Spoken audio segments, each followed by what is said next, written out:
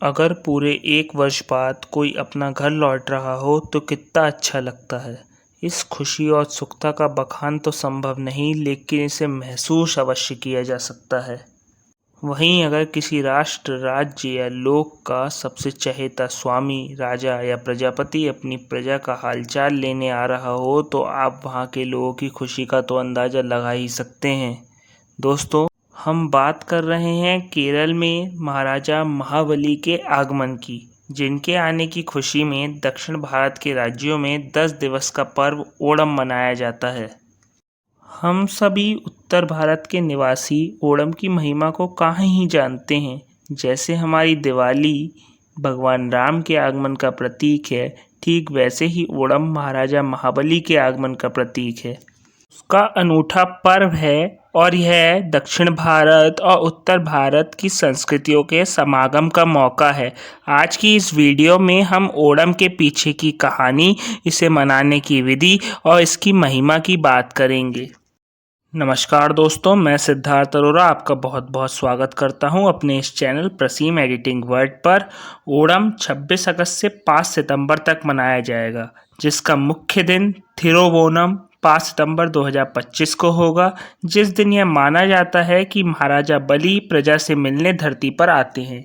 थिरुवोणम से पहले 9 दिन के दौरान कई गतिविधियां होती हैं। पहला दिन, जिसे अधम कहते हैं, लोग फूलों का पुक्कलम रंगोली बनाना शुरू करते हैं। हर दिन इसमें नई परतें जोड़ी जाती हैं, लोग खरीदारी करते हैं, घरों की सफाइयां की जाती हैं। वहीं पारंपरिक खेल और नृत्य जैसे वल्लमकाली, नाव दौड़ और पुलिकली बाघ नृत्य में भाग लेते हैं। 9वें दिन उत्तरादम को पहला ओणम मनाया जाता है और प्रजा अपने घरों पर शाकाहारी दावत ओणम साध्य तैयार करती है।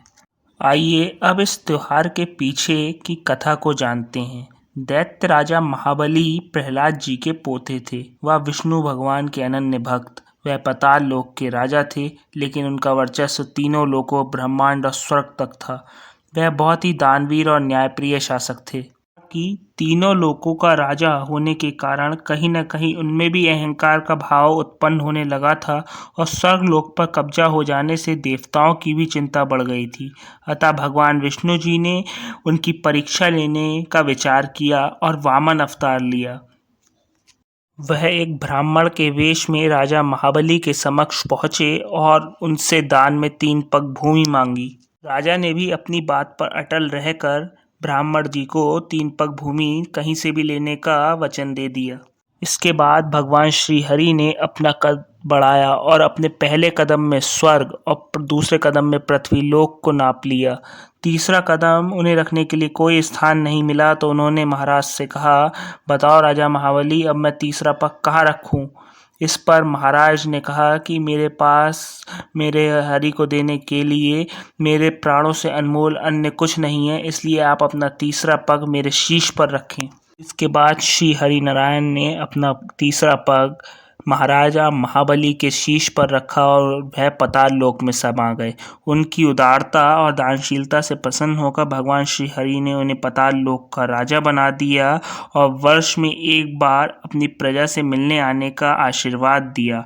ओणम उसी आशीर्वाद के प्रतीक के रूप में मनाया जाता है। ओणम मनाए जाने के पीछे यही कथा है। आज की इस वीडियो में बस इतना ही, और जाते जाते आप सभी देशवासियों को ओणम की हार्दिक शुभकामनाएं। यह त्यौहार उत्तर भारत और दक्षिण भारत की संस्कृतियों के मिलन के रूप में मनाया जाना चाहिए। चलिए, अगर आपको यह वीडियो अच्छा लगे तो वीडियो को लाइक और चैनल को सब्सक्राइब कीजिएगा। धन्यवाद।